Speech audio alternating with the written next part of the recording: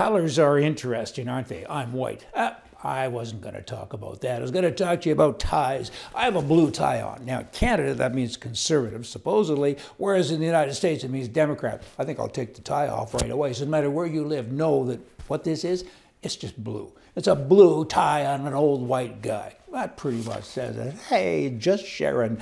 Okay, celibacy. It can be a choice in life, or it can happen from a condition that was imposed by circumstances, right? Recently, a friend of mine was telling me what happened to he and his wife. They went to a marriage weekend, or whatever it's called, and you're getting to know your spouse, I guess, and you're supposed to talk about what you do know about your spouse.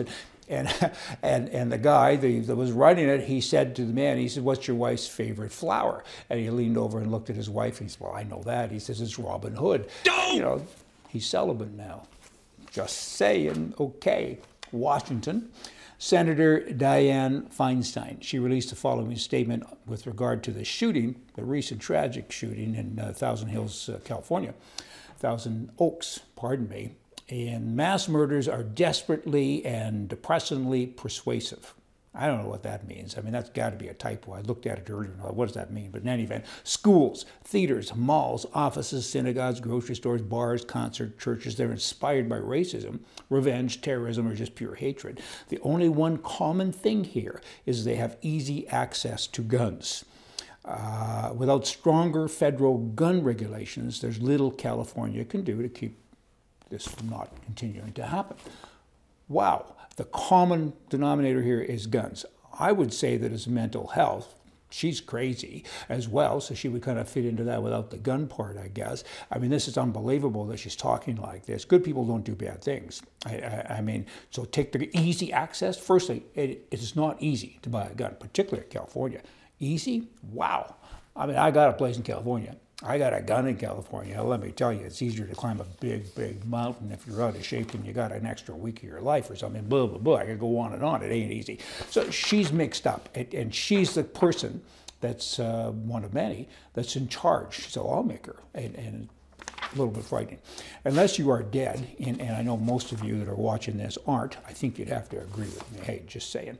Now, we have the first past the post and the proportionate representation thing going on in British Columbia, Canada. The Green Party, they run the province. They have 3 seats, and they run the province effectively, right? They just do. I mean, the government there, the Socialist Party, has to do whatever the Green Party tells them to do, or they won't be government anymore, because, you know, that's how tight it is with regards to numbers and seats and so on.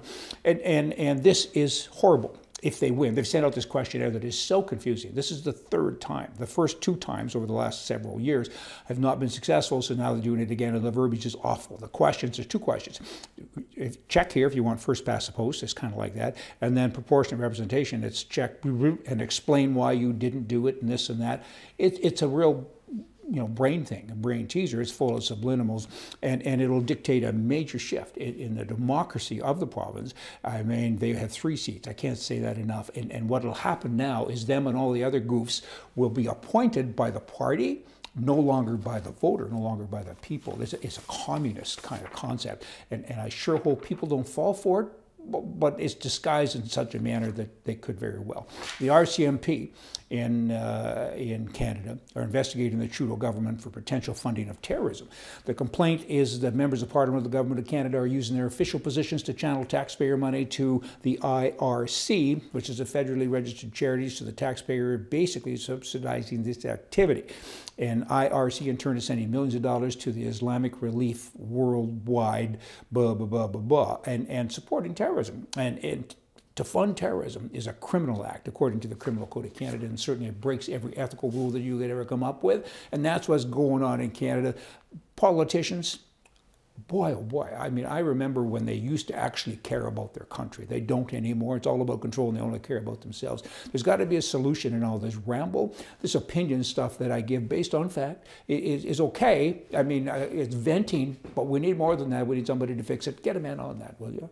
See ya.